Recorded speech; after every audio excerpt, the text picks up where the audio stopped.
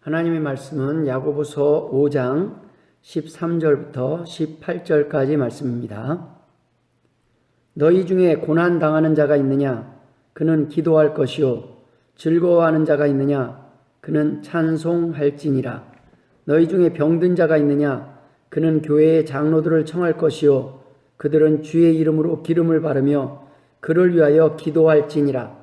믿음의 기도는 병든 자를 구원하리니 주께서 그를 일으키시리라. 혹시 죄를 범하였을지라도 사하심을 받으리라.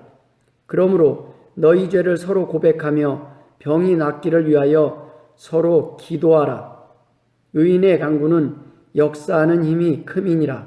엘리야는 우리와 성정이 같은 사람이로되 그가 비가 오지 않기를 간절히 기도한즉 3년 6개월 동안 땅에 비가 오지 아니하고 다시 기도하니 하늘이 비를 주고 땅이 열매를 맺었느니라. 아멘. 할렐루야. 연일 계속되는 뉴스와 주변을 살펴보면 단 하루도 문제가 없는 날이 없습니다. 우리의 삶도 하나 끝나면 또 다른 하나의 문제가 발생하기를 반복합니다. 이러한 문제가 발생할 때 견디기 힘든 고난이 닥치고 심각한 질병 앞에서 그 해답을 찾지 못하게 될 때 하나님의 자녀된 우리는 당연히 하나님을 찾습니다. 그리고 하나님께 묻습니다. 하나님께 도움을 청합니다. 하지만 물어도 침묵하시거나 기도를 해도 아무런 변화가 없을 때도 많이 있습니다. 그러한 순간이 올 때 오늘 본문 16절 말씀을 생각하며 승리하시길 주의 이름으로 축원합니다. 저는 오늘 본문을 중심으로 우리는 왜 기도해야 합니까? 라는 제목으로 몇 가지 은혜를 나누고자 합니다.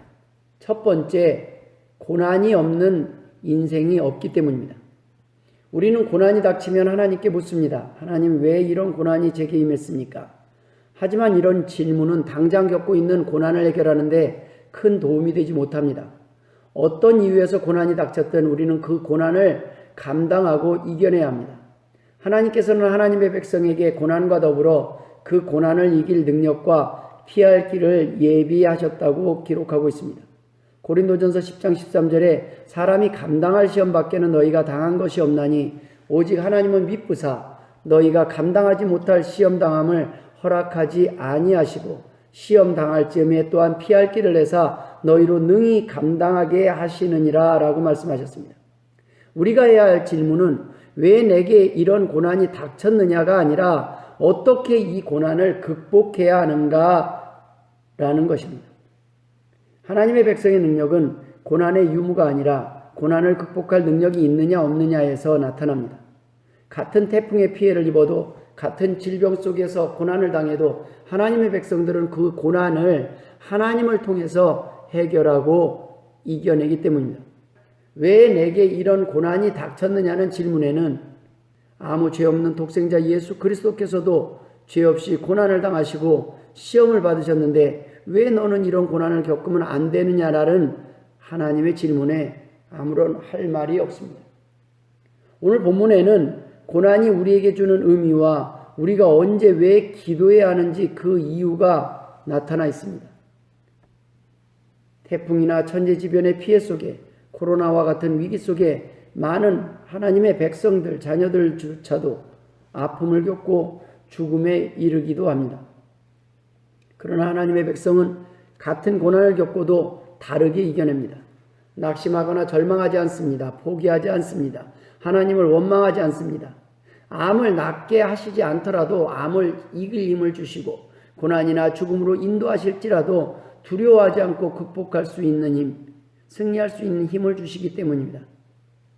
시편 23편의 다윗의 고백은 내가 사망의 음침한 골짜기로 다닐지라도 해를 두려워하지 않을 것은 주께서 나와 함께 하심이라 주의 지팡이와 막대기가 나를 안위하심나이다 라고 고백하고 있습니다. 고난 중에 우리가 넘어지는 것은 평안할 때 기도하지 않았기 때문입니다. 준비되지 않았기 때문입니다. 기도하지 않았기 때문에 겪지 않아도 될 고난을 겪기도 하고 억울한 고난 당할 때 넘어지기도 하는 것입니다. 오늘 본문은 이 땅에서 의인에게 하나님의 백성, 하나님의 자녀들에게 고난이 닥칠 때 그 고난은 기도를 통해 극복하고 이길 수 있음을 말씀하고 계시는 것입니다. 의로우신 주님께서도 시험을 당하셨고 고난당하셨습니다. 하지만 기도로 승리하셨습니다. 주님은 우리가 겪고 감당해야 할 고난을 피하는 법이 아니라 피할 수 없는 고난 속에서조차 승리하는 비결을 가르쳐 주셨습니다. 주님께서 잡히시던 날 밤에 겟세마네 동산에서 기도하시고 내려와 잠들어 있는 제자들에게 뭐라고 말씀하셨습니까? 마태복음 26장 41절에 시험에 들지 않게 깨어 기도하라. 마음에는 원이로되 육신이 약하도다 라고 말씀하셨습니다. 인간은 본래 마음에는 원이로되 육신이 약한 존재이기 때문에 기도하라는 말씀입니다. 우리는 배운 대로 아는 대로 깨달은 대로 살 수 없는 존재이기 때문에 승리할 수 있는 비결은 하나님께 도우심을 구하는 기도밖에 없다고 가르쳐 주신 것입니다. 주님께서도 고난 중에서 기도하셨고 사단의 시험이 있기 전 40일을 금식하며 기도하셨습니다. 우리가 사명을 받은 이 땅에 태어나 살아가면서 겪게 될 고난과 시험을 이기고 승리할 수 있는 방법은 하나님을 믿고 하나님께 맡기고 하나님의 도우심을 의지하는 것밖에는 없다고 말씀하고 계시는 것입니다. 두 번째, 우리는 왜 기도해야 합니까? 의인이기 때문입니다. 바로 하나님의 자녀된 우리가 오늘 본문 16절에서 언급한 의인이요 하나님의 자녀이기 때문입니다. 바로 하나님의 자녀된 우리가 오늘 본문 16절에서 언급한 의인이기 때문입니다. 로마서 3장 10절에 기록된 바 의인은 없나니 하나도 없으며 라고 했는데 오늘 본문에서는 16절에 그러므로 너희 죄를 서로 고백하며 병이 낫기를 위하여 서로 기도하라. 의인의 강구는 역사하는 힘이 큼이니라 라고 기록하고 있습니다. 아무도 의인이 없다면 누가 기도할 수 있겠습니까? 과연 오늘 본문에서 언급하고 있는 의인은 누구입니까? 바로 우리입니다. 예수의 보혈로 말미암아 믿음으로 말미암아 의롭게 된 여러분입니다. 갈라디아서 3장 8절에 또 하나님이 이방을 믿음으로 말미암아 의로 정하실 것을 성경이 미리 알고 먼저 아브라함에게 복음을 전하되 모든 이방인이 너로 말미암아 복을 받으리라 하였느니라. 히브리서 11장 4절에 믿음으로 아벨은 가인보다 더 나은 제사를 하나님께 드림으로 의로운 자라 하시는 증거를 얻었으니 하나님이 그 예물에 대하여 증언하심이라. 그가 죽었으나 그 믿음으로써 지금도 말하느니라 라고 기록하고 있습니다. 하나님께서는 의인의 기도뿐 아니라 죄인의 기도조차 외면하지 않으시는 분입니다. 하물며 하나님의 자녀의 기도, 하나님의 백성의 기도에 역사하지 않으실 이유가 없습니다. 그럼에도 불구하고 우리가 고난 속에서 고난을 이겨내지 못한 이유는 회개하지 않은 죄가, 돌이키지 않은 죄가 있기 때문입니다. 오늘 본문에 너희 죄를 서로 고백하며 라고 기도에 앞서 먼저 언급하고 있습니다. 하나님과의 관계를 먼저 회복해야 합니다. 끊어진 통신선을 먼저 복구해야 하나님과 통화를 할 수 있는 것입니다. 우리가 회복하는데 지체되는 이유는 하나님의 사랑과 용서를 신뢰하지 못하기 때문입니다. 넘어지는 것은 우리의 연약함이지만 용서하시고 회복시키시고 도우시는 분은 하나님이심을 믿으시길 주의 이름으로 축원합니다. 하나님과의 관계가 회복되어야 우리의 기도가 전달될 수 있는 것입니다. 나만 회복하는 것이 아니라 우리가 회복할 때 역사하는 힘이 더 큰 것입니다. 코로나로 인해 오랜 시간 많은 사람들이 고통받고 있습니다. 이럴 때일수록 하나님의 백성들의 기도가 필요합니다. 고난 중에, 환난 중에는 의인의 기도가 절실하기 때문입니다. 그럼에도 불구하고 하나님의 백성들이 강 건너 불난집 구경하듯이 쳐다보고만 있어서는 안 됩니다. 먼저 하나님의 자녀된 하나님의 백성들이 회개하고 한마음으로 하나님께 은혜와 긍휼을 베풀어 달라고 간구해야 할 때라는 것입니다. 여러분, 마태복음 18장 19절 20절에 진실로 다시 너희에게 이르노니 너희 중에 두 사람이 땅에서 합심하여 무엇이든지 구하면 하늘에 계신 내 아버지께서 그들을 위하여 이루게 하시리라. 두세 사람이 내 이름으로 모인 곳에는 나도 그들 중에 있느니라 라고 기록하고 있습니다. 오늘 본문 14절에는 너희 중에 병든 자가 있느냐? 그는 교회 장로들을 청할 것이요 그들은 주의 이름으로 기름을 바르며 그를 위하여 기도할지니라 라고 말씀하고 있습니다. 환난 중에, 고난 중에 교회 장로들이 기도에서 문제를 해결해야 한다는 것입니다. 하나님의 백성들이 주의 보혈로 용서받아 믿음으로 회복된 의인들이 한마음으로 간구할 때 역사하는 힘이 많다는 것입니다. 꼭 오프라인에서만 기도할 필요가 없습니다. 왜냐하면 우리의 기도를 들으실 하나님은 무소부재하신 하나님이시기 때문입니다. 지금 기도하면 됩니다. 오늘 기도하면 됩니다. 그 자리에서 기도하시면 됩니다. 하나님의 백성들이 고난의 원인에는 책임이 없다고 말할 수 있을지 몰라도 고난의 해결을 위해 기도하지 않은 책임에서는 피할 수 없습니다. 하나님의 백성들 자녀들이 감당해야 할 사명을 감당하지 못한 직무유기이기 때문입니다. 왜 우리가 여전히 고난 중에 허우적거리고 있습니까? 아직 과거의 문제가 해결되지 않았기 때문입니다. 아직도 해결하지 못한 과제가 우리의 삶의 발목을 붙잡고 있기 때문입니다. 하나님께 먼저 아뢰고 회개하며 짚고 넘어갈 문제가 남아있기 때문입니다. 문제를 몰라서 해결하지 못하는 경우도 있지만 알면서도 정리하지 않고 있는 문제들이 많이 있습니다. 때문에 기도하지 못하는 것입니다. 기도해도 응답받지 못하는 것입니다. 기도해도 승리하지 못하는 것입니다. 하나님과의 불통 때문입니다. 우리가 하나님과의 관계를 단절하고 있는 것입니다. 우리의 고집 때문입니다. 죄 때문입니다. 오늘 본문 13절에 너희 중에 고난당하는 자가 있느냐 그는 기도할 것이요 즐거워하는 자가 있느냐 그는 찬송할지니라. 하나님의 백성된 우리는 찬송과 기도가 바로 우리의 믿음의 증거입니다. 오늘 본문에는 고난의 이유와 그 해결 방법이 나타나 있습니다. 첫 번째 그 이유가 죄 때문입니다. 둘째 이유는 그 죄 문제를 하나님께 고백하고 용서받을 만한 믿음이 없었기 때문입니다. 기도 없는 믿음이 문제였고 회개 없는 기도가 문제였습니다. 기도하지 않았기 때문입니다. 기도했다 해도 믿음의 기도가 없었기 때문입니다. 문제 해결의 방법은 회개와 믿음의 기도뿐이라는 것입니다.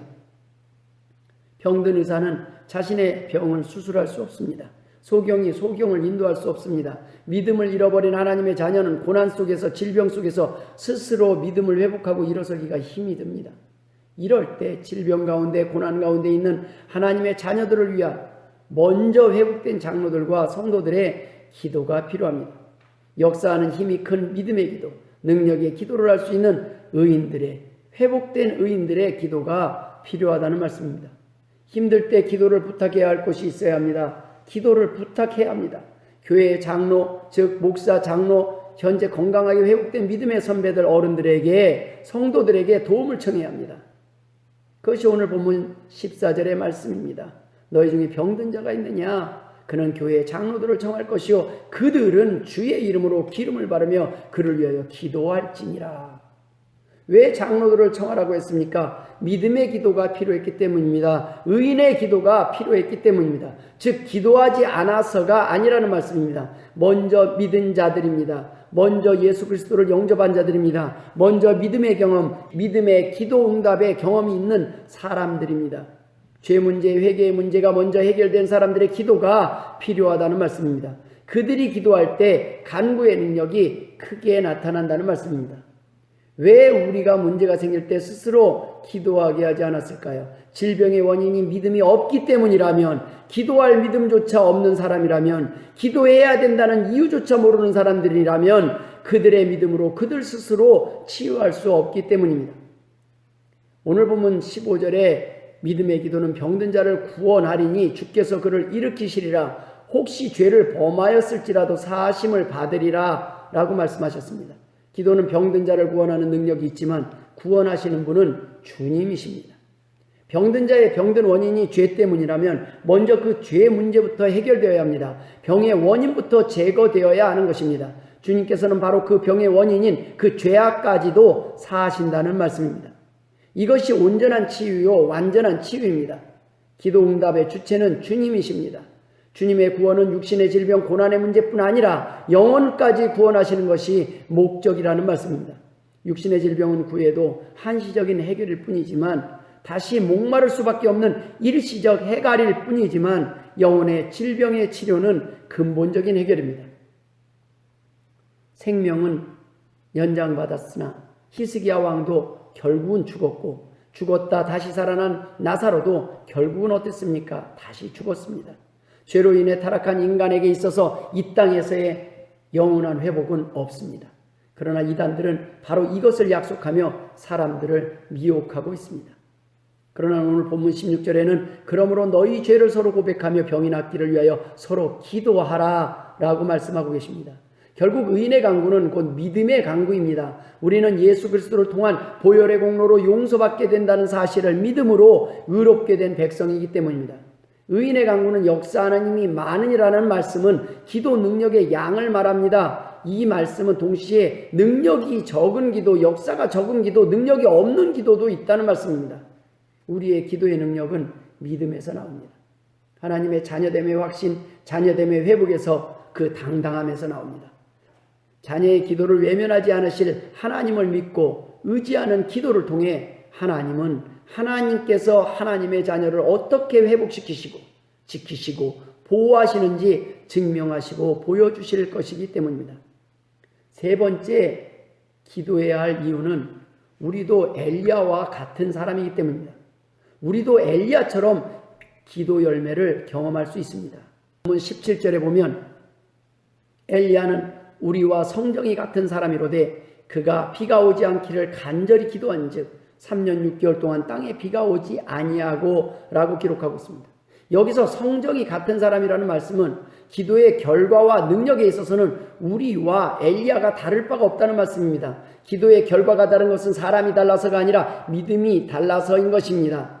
마태복음 17장 20절에 이르시되 너희 믿음이 작은 까닭이니라 진실로 너희에게 이르노니 만일 너희에게 믿음이 겨자씨 한 알만큼만 있어도 이 산을 명하여 여기서 저기로 옮겨지라 하면 옮겨질 것이요 또 너희가 못할 것이 없으리라 라고 말씀하셨습니다. 똑같은 사람이었다는 것은 기도 응답의 주체가 같다는 말씀입니다. 하나님이 응답의 주체이시다. 기도 응답 기도의 능력은 하나님으로부터 나온다라는 말씀입니다. 그러나 엘리야가 우리와 똑같은 사람이었지만 엘리야는 능력이 많이 나타나고 우리는 적게 나타난다는 것은 즉 엘리야가 하나님 앞에서 우리보다 능력이 더 큰 사람이었다는 뜻은 아닙니다. 하나님은 누구나 기도하면 들으십니다. 그러나 들어주시지 않을 때가 있습니다. 그것은 아직도 해결되지 못한 죄의 문제가 남아있을 때입니다. 믿음이 없든지 부족하든지 하나님은 우리의 기억나지 않은 죄까지도 용서하셨습니다. 그것은 죄에 대한 벌을 면책하신 것입니다. 대속해 주신 것입니다. 용서는 받아 의인이 되었지만 하나님의 자녀가 되었지만 우리는 여전히 용서받은 죄인의 모습으로 살아갈 때가 많이 있습니다. 엘리야, 요셉, 다니엘과 우리가 다른 점은 무엇입니까? 성경에 기록된 인물들 중에는 똑같이 용서받은 하나님의 백성들이었지만 그들이 하나님 앞에서 하나님의 자녀답게 더 의롭게 살아가고자 할 때 그들의 삶 속에서 더 큰 능력이 나타날 때가 많이 있습니다. 하지만 오늘 본문에서는 다른 점이 아닌 같다는 점에 주목하라는 것입니다. 엘리야가 우리와 다르기 때문에 더 큰 능력이 나타나는 것이 아니라는 것을 강조하고 있습니다.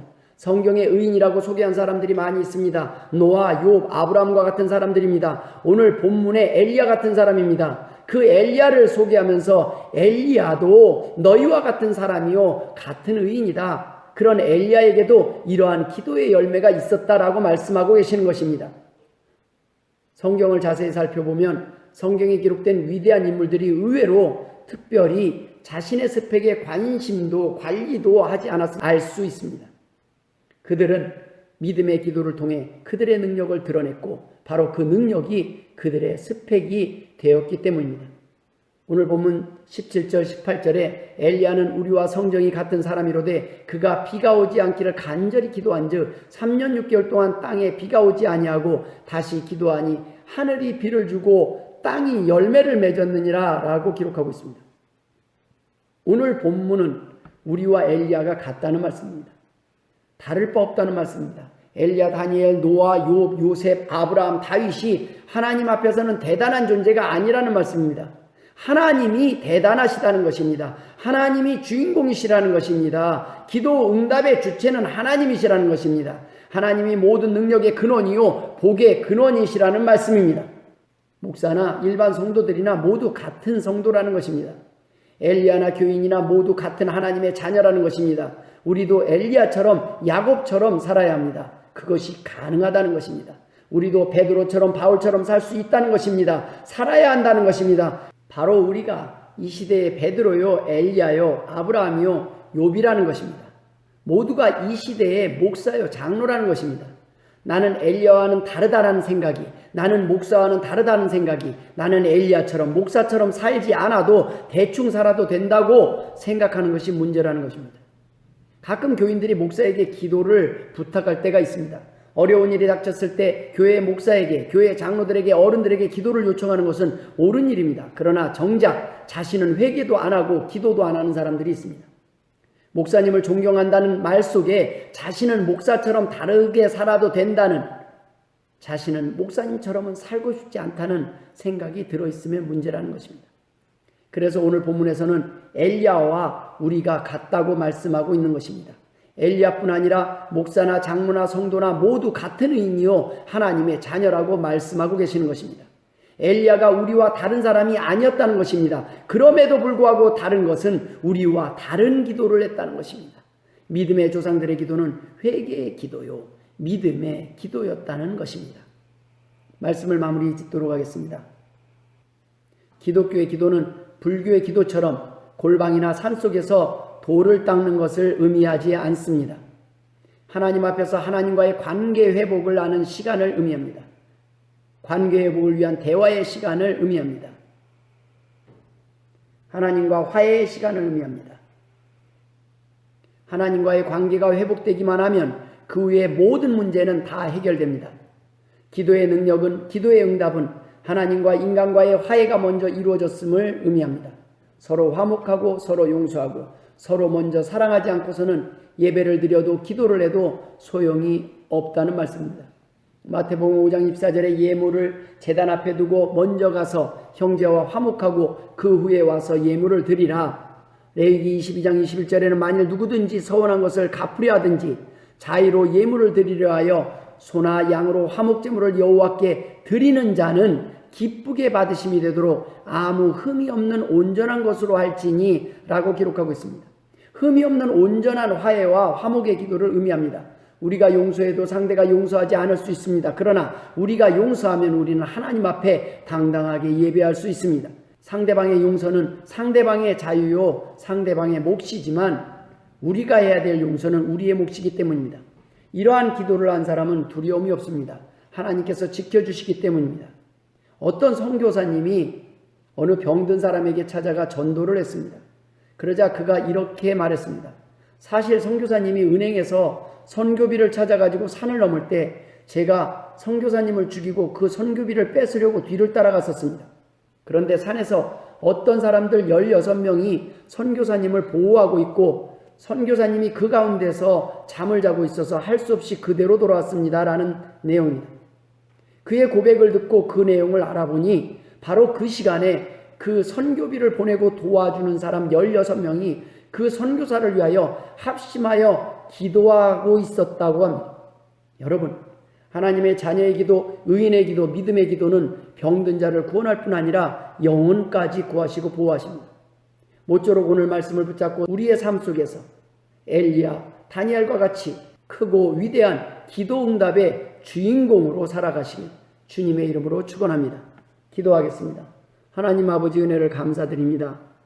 오늘도 하나님 앞에 주님의 보혈의 공로를 의지하여 담대함으로 나아갑니다. 보혈의 공로를 의지하여 기도합니다.